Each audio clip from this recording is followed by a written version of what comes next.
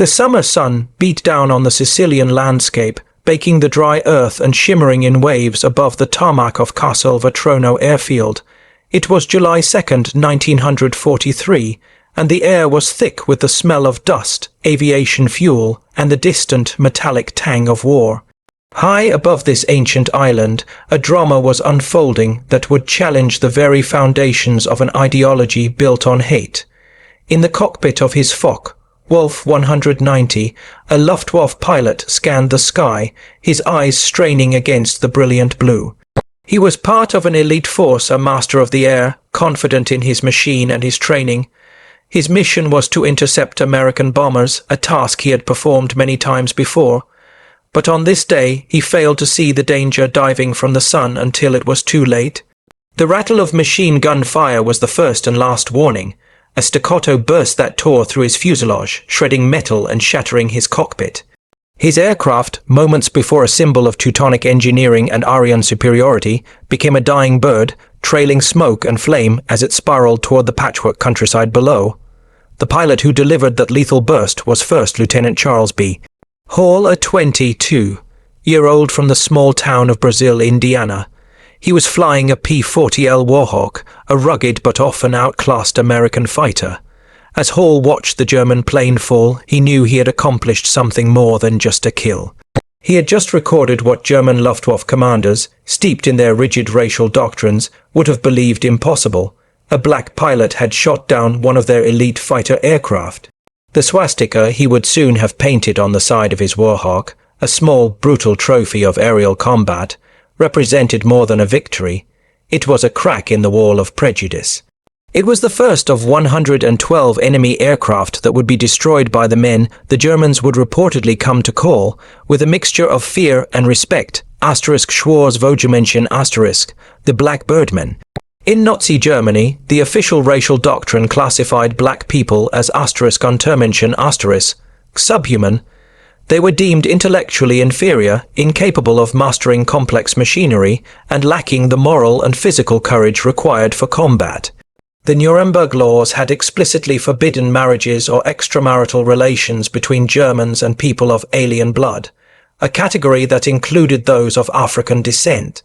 This was not merely social prejudice, it was a state-sponsored, pseudo-scientific dogma that permeated every level of the military and society. Yet here, above the Mediterranean skies, that ideology was about to collide catastrophically with reality. It was a collision that would be repeated again and again over the skies of Europe, as 990, two trained pilots from Tuskegee, Alabama, would systematically demolish both German aircraft and German assumptions about racial superiority. What the Luftwaffe pilots didn't know as they scrambled to intercept American bomber formations in 1943 was that they were ascending to face some of the most rigorously trained, highly disciplined, and fiercely motivated fighter pilots in the entire United States Army Air Forces. These were men who had overcome obstacles their white counterparts could scarcely imagine. They had trained harder and longer than the standard pilot, and they carried into battle not just the weight of national duty, but the crushing burden of proving an entire race's capability and worth. The mathematics of their aerial combat would soon be written indelibly in the skies over Europe, a ledger of performance that could not be ignored. 15,000 combat sorties, 1,570, 8 missions, 112 aerial victories, and most tellingly, a bomber escort loss rate significantly lower than that of white fighter groups. These were statistics that would force even the most fanatical Nazi ideologues to confront the utter bankruptcy of their racial theories. The long journey toward that first aerial victory over Sicily began not in the heat of combat, but in the deeply hostile environment of American segregation. The very notion of black men flying advanced military aircraft was anathema to the U.S. military establishment for decades. In 1925, the U.S. Army War College had published a report titled The Employment of Negro Manpower in War. This document, which shaped military policy for years, concluded in stark terms: compared to the white man, he is admittedly of inferior mentality, he is inherently weak in character. This official military assessment, cloaked in the language of authority, claimed that black soldiers lacked the intelligence for technical roles like aviation and the courage for combat leadership. They were fit only for manual labor and servile tasks. Yet, even as the highest levels of the American military clung to these prejudices, a small, determined group of black Americans was already proving them wrong. Their stories were legends within the black community, though often ignored by the mainstream. Eugene Bullard, a native of Georgia, had joined the French Foreign Legion during World War I and later became a decorated pilot in the French Aéronautique Militaire *, earning the coveted Croix de Guerre *. America would not let him serve, so he fought for the ideals of liberty elsewhere. Bessie Coleman, born to a family of sharecroppers in Texas, faced similar barriers. Denied entry by every flight school in the United States, she learned French and earned her pilot's license in France in 1921, becoming a celebrated barnstormer and a powerful symbol of black potential. By the 1930s, institutions like the Coffee School of Aeronautics in Chicago were quietly training dozens of black civilian pilots, providing tangible proof that flying skill, mechanical aptitude, and courage knew no racial boundaries. As the storm clouds of a Second World War gathered over Europe, the pressure for change within the United States intensified. Civil rights leaders like Walter White of the NAACP, the powerful labor leader A. Philip Randolph, and influential jurists like Judge William H. Hastie lobbied the government relentlessly for black inclusion in the nation's expanding military aviation programs. The black press became a powerful megaphone for this cause. Newspapers like the *Chicago Defender*, the *Pittsburgh Courier*, and the *Baltimore Afro-American* hammered the Roosevelt administration with a simple, damning question. How could America pose as the champion of democracy abroad while denying basic democratic rights to millions of its own citizens at home? The political pressure eventually yielded a crack in the door. On April 3, 1939, Congress passed Public Law 18, which included an amendment inserted by Senator Harry H. Schwartz of Wyoming, requiring the civilian pilot training program to include one or more schools designated by the Civil Aeronautics Authority for the training of any Negro air pilot. It was a grudging concession, wrapped in the language of segregation, but it was a beginning. The political calculus became even clearer when Franklin Roosevelt ran for an unprecedented third term in 1940. To win, he needed the support of black voters in key northern cities. On January 16, 1941, bowing to this pressure and the relentless advocacy, Secretary of War Henry L. Stimson announced the formation of the 99th Pursuit Squadron, an all-black flying unit. The announcement, however, came with a caveat that revealed the military's deep-seated expectations. This would be an official experiment, designed to test whether black men could be trained as combat pilots. The burden of proof was placed squarely on their shoulders. The man chosen to lead this experiment understood the immense weight of his command. Captain Benjamin O. Davis, Jr., a 1936 graduate of West Point, was the son of the U.S. Army's first black general. His own military education had been an ordeal in isolation. For 4 years at the academy, he endured the silent treatment, where no white cadet would speak to him outside of official duties. He roomed alone, ate alone, and graduated with dignity and resolve, a living lesson in stoicism and perseverance.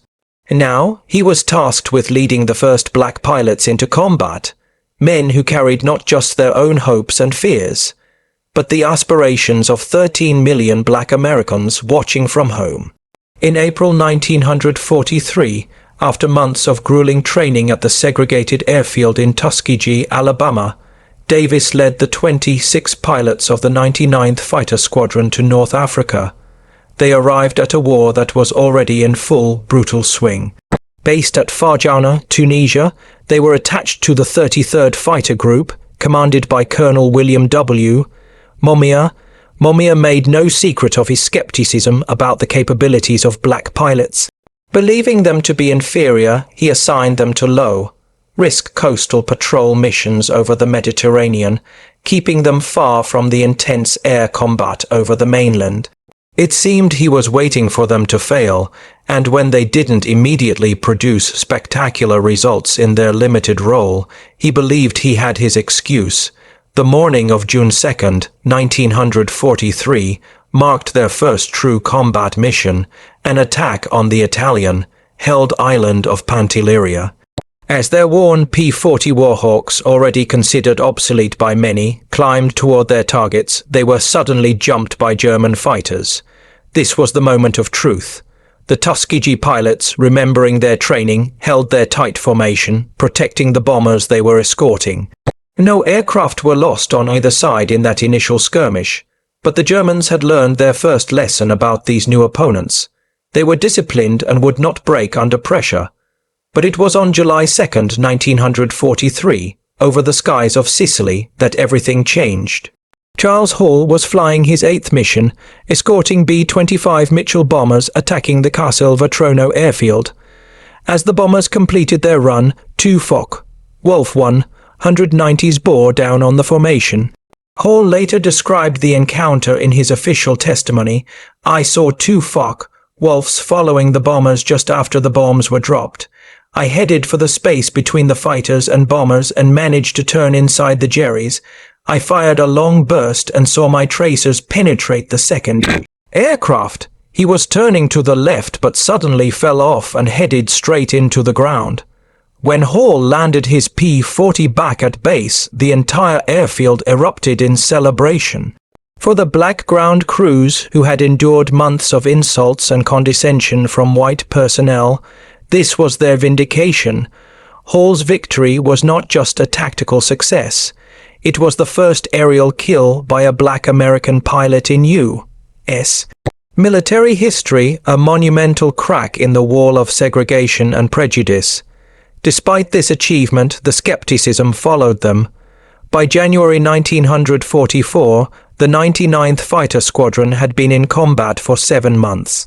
Colonel Momia filed a devastating report to his superiors, claiming the black pilots lacked aggressiveness and recommending their removal from combat. The report made its way up the chain of command to General Henry Happ. Arnold, the commanding general of the Army Air Forces, who began to seriously consider shutting down the Tuskegee experiment. Then came the crucible of Anzio. On January 27, 1944, the Luftwaffe launched massive, desperate raids on the Allied forces trapped at the Anzio beachhead. It was a critical moment in the Italian campaign. 15 pilots of the 99th, still flying their outclassed P-40s, were scrambled to intercept a far superior force of Foch Wolf 190s over the chaotic battlefield. What followed over the next 2 days would silence their critics forever. In a display of sheer skill and courage, the 99th shot down multiple enemy aircraft, sources vary, crediting them with between 8 and 13 confirmed kills over the 2-day period. Captain Charles Hall claimed 2 more victories, making him the first black ace of the squadron. In just 48 hours, flying inferior equipment, they had destroyed more enemy aircraft than they had in their previous 7 months of combat combined. The War Department, prompted by this stunning performance, launched a formal study comparing the 99th with other P-40 squadrons. The conclusion was unequivocal: they were performing just as well as white units. The success at Anzio proved, beyond any reasonable doubt, that black pilots could not only hold their own in combat, but excel when given a real opportunity. With their reputation solidified, the Tuskegee Airmen were reorganized and given a new, critical role. In May 1944, the 332nd Fighter Group was formed, combining the veteran 99th with 3 new squadrons, the 100th, 301st, and 302nd Fighter Squadrons. They received orders that would transform them from military outcasts into legends. They would join the 15th Air Force as dedicated bomber escorts, flying the long, dangerous missions deep into the heart of Nazi Germany. Colonel Benjamin Davis, now leading the group, gathered his pilots at Ramitelli Airfield on Italy's Adriatic coast. He laid down a directive that would define their combat philosophy for the rest of the war. "We cannot afford to lose bombers," He told them sternly, "Our job is not to be aces. Our job is to bring those bombers home." This mandate to protect, rather than to seek personal glory, became the cornerstone of their identity. Around this time, General Nathan Twining, commander of the 15th Air Force, ordered a systematic marking system for his fighter groups to allow for instant identification in the air. Each group was assigned distinctive colors for their aircraft tails. The 332nd was assigned red. Not just red tails or red bands, but entire tail sections painted a brilliant, unmistakable crimson. Their new P-51 Mustangs, among the finest fighter aircraft of the war, thus became known as the Red Tails. With their red propeller spinners and red nose bands to match, they became instantly recognizable to friend and foe alike. The first bomber crews to be escorted by the Red Tails had no idea their protectors were black. They only knew that these particular fighters were different. They stayed close, weaving protectively above the bomber boxes, never abandoning their charges to chase after German fighters for easy kills, no matter how tempting the bait. Word spread quickly through the bomber groups. "Request the Red Tails if you can get them," became a common refrain. Their reputation was built on performance and trust, forged in the lethal skies over Europe. Their mettle was tested severely on July 18, 1944. Colonel Davis led 66 Mustangs to rendezvous with bombers targeting the Luftwaffe base at Memmingen, Germany. The bombers were late. Davis faced a critical decision: return to base or orbit in hostile territory, burning precious fuel. He chose to wait. When the bombers finally appeared, so did the Luftwaffe, in overwhelming numbers. Approximately 100 German fighters attacked from multiple directions, a calculated attempt to swamp the defenders. The ensuing battle was savage. The 332nd fought with ferocious determination, claiming 11 to 12 enemy aircraft, but they were overwhelmed. 15 B-17 flying fortresses were shot down in just 20 minutes of brutal combat. The 332nd lost 3 pilots, Lieutenants Robert H. W. Hutton, Wellington G. Irving, and Alfred M. Brown. In the aftermath, critics seized upon the high bomber losses as proof that the black pilots couldn't handle a major air battle. But a closer, operational analysis revealed the truth. The 332nd had been placed in an impossible tactical situation, arriving late to a fight where the Germans had already gained the advantage. They had, in fact, prevented a complete disaster, fighting against terrible odds to protect as many bombers as they could. As the war ground into its final months, the Luftwaffe's conventional fighter force was a shadow of its former self. But Germany had one last technological card to play, the Messerschmitt Me 262, the world's first operational jet fighter. With a top speed of 540 miles per hour, it could outrun any propeller-driven aircraft in the Allied arsenal. On March 24, 1945, the 332nd Fighter Group received its most challenging assignment. Escort B-17s on a 1,600-mile round trip to Berlin, the most heavily defended target in Europe, to attack the Daimler-Benz tank factory. Intelligence warned that a large force of Me-262s from *Jagdverband 7* would be waiting for them. Colonel Davis led 43 P-51 Mustangs into the heart of the Reich. As they approached the German capital, the jets appeared, the largest force of Me-262s ever assembled for a single interception. The Tuskegee Airmen, however, were prepared. Lieutenant Roscoe Brown had studied intelligence reports on the jets' weaknesses. "We knew the German jets were faster than we were," Brown recalled. "Instead of going directly after them, we went away from them and then turned into their blind spots." In a remarkable display of tactical brilliance, Brown maneuvered into position and shot down one of the advanced jets. He reported, "I pulled up at him in a 15-degree climb and fired 3 long bursts from 2.00 feet at 8 o'clock to him. Almost immediately, the pilot bailed out from about 24,500 feet.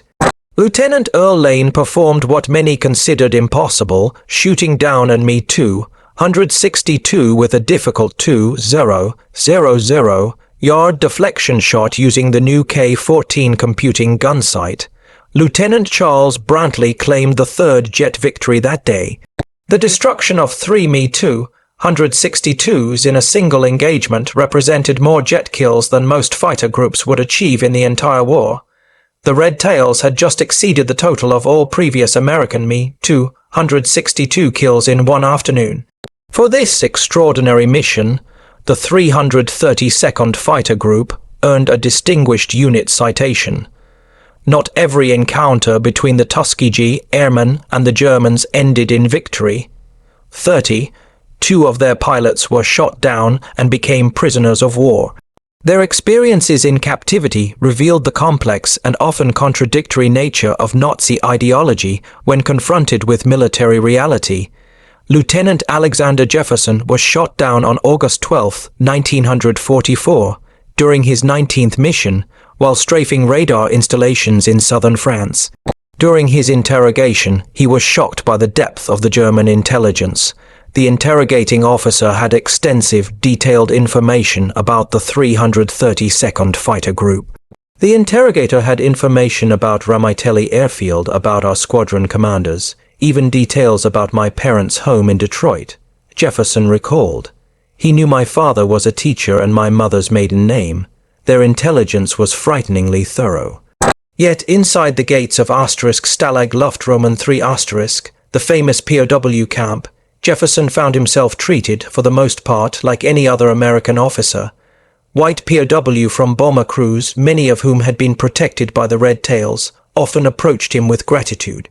These interactions, which would have been impossible in segregated America, occurred naturally within the shared hardship of the German prison camp. The irony was not lost on Jefferson. Here I was in a Nazi POW camp. He later reflected, being treated more equally by white Americans than I would be back home. This poignant truth was driven home sharply when the war ended and Jefferson returned to the United States, only to be immediately segregated at the disembarkation point. While German pilots reportedly acknowledged the Red Tails' skill with their nickname, and American bomber crews became their most vocal champions, the Tuskegee Airmen's achievements were often downplayed at home. The bomber crews, the men who faced death on every mission, cared nothing about the color of the skin of the men who protected them. They cared only about survival. They developed their own mythology about the Red Tails. Stories spread about their distinctive flying style, the way they waggled their wings in greeting, their impeccably tight formations, their legendary refusal to abandon a damaged bomber struggling to stay in the air. Red Tail Angels became the name these grateful men bestowed upon their protectors. The statistics from the official records powerfully supported the bomber crew's preference. Research by Air Force historian Dr. Daniel Holman later revealed that bombers under the escort of the 332nd Fighter Group lost only 27 aircraft to enemy fighters, compared to an average of 46 for other P-51 groups in the 15th Air Force. This superior protection rate was maintained despite the Red Tails flying some of the longest, most dangerous missions of the war, deep into Germany and Eastern Europe. By the time the guns fell silent in Europe, the Tuskegee Airmen had compiled a combat record that systematically demolished every pre-war assumption about black military capability. The numbers were irrefutable. They had flown 578 combat missions and completed over 15 zero individual sorties. They had destroyed 112 enemy aircraft in aerial combat and another 150 on the ground. They had shattered 950 rail cars, trucks and motor vehicles and destroyed 254 locomotive engines. They had even damaged a former Italian destroyer, the Just Missouri beyond repair. Their protection record was their proudest achievement. Only 27 bombers lost to enemy fighters under their watch, a testament to Colonel Davis's strict doctrine and their unwavering discipline. Individually, they had earned 96 Distinguished Flying Crosses, 744 Air Medals, 14 Bronze Stars, 8 Purple Hearts, and multiple Distinguished Unit citations. The human cost, however, was profound. 66 of their pilots were killed in action, 32 spent time as prisoners of war, another 84 lost their lives in training and non-combat missions. Each number represented a man, a story, a life cut short in the pursuit of a double victory. The transformation from objects of mockery to figures of respect was not just about raw courage. It reflected the superior training methods at Tuskegee and the technological advantages the Red Tails eventually wielded with precision and skill. At Tuskegee, the pilots flew more hours than their white counterpart, often over 300 compared to the standard 200. They practiced formation, flying obsessively, knowing that in combat, discipline and cohesion would be their greatest edge. The washout rate at Tuskegee was a punishing 60%, compared to about 40% for white cadets. Only the very best survived the program, creating what Colonel Noel Parrish, the enlightened commander of Tuskegee Army Airfield, called a super-selected group of aviators. Their progression through aircraft types told its own story of perseverance. The 99th began with hand-me-down P-40 Warhawks, which were already obsolete when they arrived in North Africa. These liquid-cooled Allison engine fighters were inferior to German Bf-109s and FW-190s in almost every performance metric.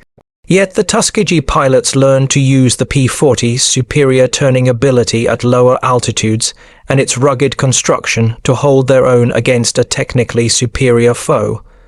The arrival of the P-51 Mustang in the summer of 1944 was a transformative moment. The North American P-51 represented the pinnacle of American fighter design.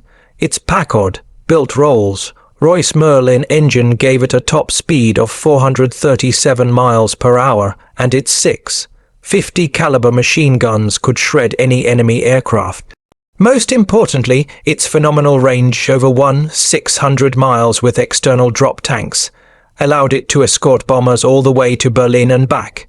In the Mustang, the Red Tails finally had a machine that was the equal of their skill and determination. Behind every pilot who shot down a German aircraft stood dozens of dedicated support personnel, the mechanics, armorers, crew chiefs and cooks who kept the Red Tails flying. Of the approximately 16,000 men who are collectively known as the Tuskegee Airmen, fewer than 1,000 were pilots.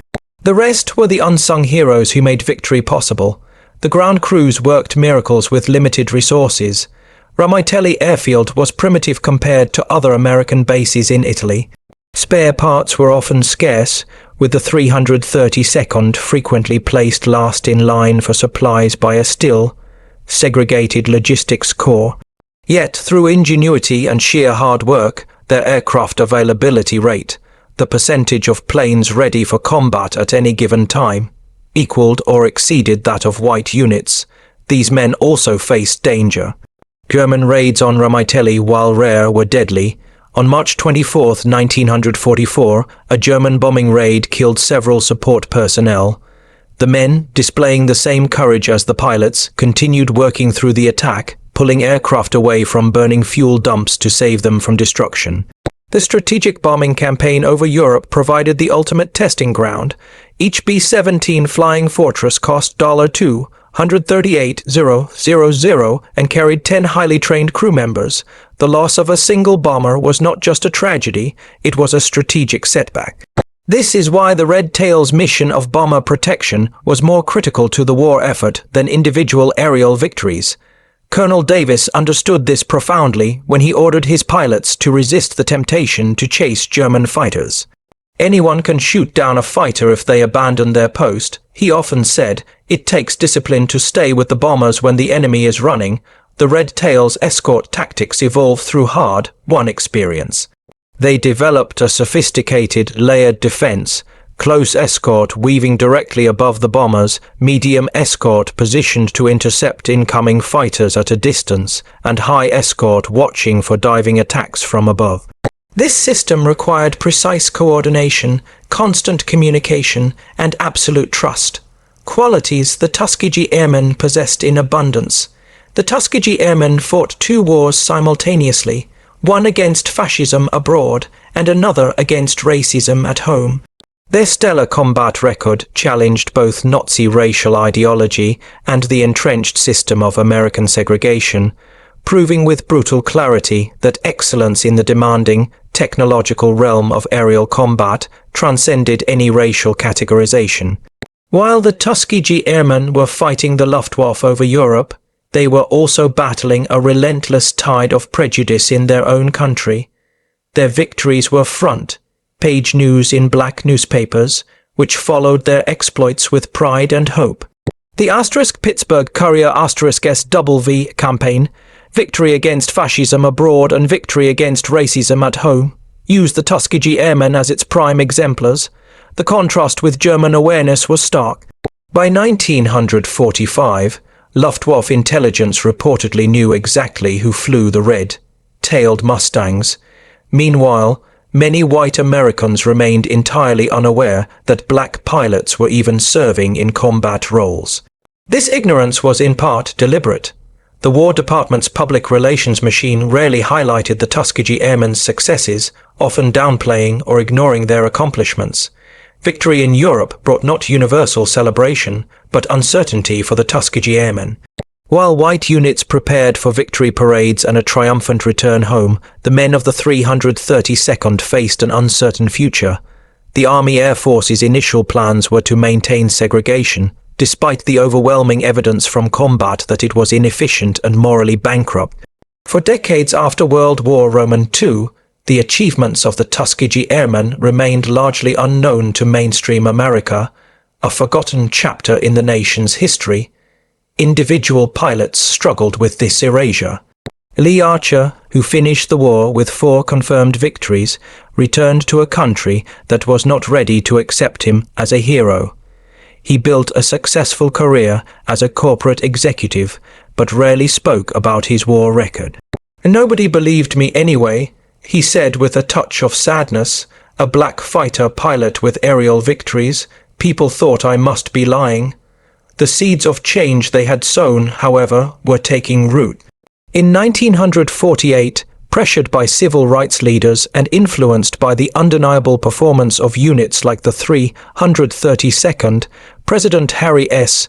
Truman signed Executive Order 9981, mandating the integration of the United States Armed Forces. It was a monumental step toward a more just military. Benjamin O. Davis, Jr., who had led the Red Tails with such distinction, continued his trailblazing career, becoming the U.S. Air Force's first black general in 1954. Full national recognition for the Tuskegee Airmen was agonizingly slow in coming. It was not until 2007 that President George W. Bush awarded the Congressional Gold Medal, the nation's highest civilian honor, to the Tuskegee Airmen. By that time, only about 300 of the original pilots were still alive to attend the ceremony. Many had waited for over 60 years for their country to formally acknowledge their extraordinary service and sacrifice. The story of the Tuskegee Airmen is not a myth. It is a documented historical fact, a narrative of triumph over adversity written in the cold, hard numbers of combat reports and the warm, enduring memories of those who were there. The transformation from mockery to respect was real. 112 aerial victories against the best the Luftwaffe could send against them. 3 of the most advanced Me-2. 162 jet fighters destroyed in a single afternoon. 150 enemy aircraft obliterated on the ground. Only 27 bombers lost under their protection, a record of dedication that saved countless lives. 96 distinguished flying crosses earned. The German nickname *Schwarz Vogelmenschen*, whether apocryphal or not, symbolizes a truth learned the hard way in the crucible of combat. Prejudice crumbles when confronted with undeniable capability and courage. Every German fighter destroyed, every bomber protected, every mission completed, added another piece of evidence to an irrefutable case. The color of a pilot's skin had nothing to do with his ability to master the complex physics of flight, to make split-second decisions in the chaos of a dogfight, or to display the courage and discipline required to stay with a crippled bomber under fire. Dr. Roscoe Brown, who had shot down a German jet over Berlin, later summarized their achievement with eloquent simplicity. We didn't just fight the Germans, we fought ignorance, prejudice and hatred, and we won all three battles. In the final analysis, the Tuskegee Airmen had done much more than win battles. They had changed the course of history. They fought and won 3 wars simultaneously, defeating the Luftwaffe in aerial combat, challenging Nazi racial ideology through their impeccable performance, and ultimately helping to demolish the foundations of American segregation by providing a shining example of undeniable excellence. When finally given the opportunity, they had soared, transforming mockery into respect, prejudice into acceptance, and enemies into reluctant witnesses of their extraordinary achievement. Their legacy is a testament to the power of skill, courage, and perseverance to overcome even the most deeply entrenched bigotry.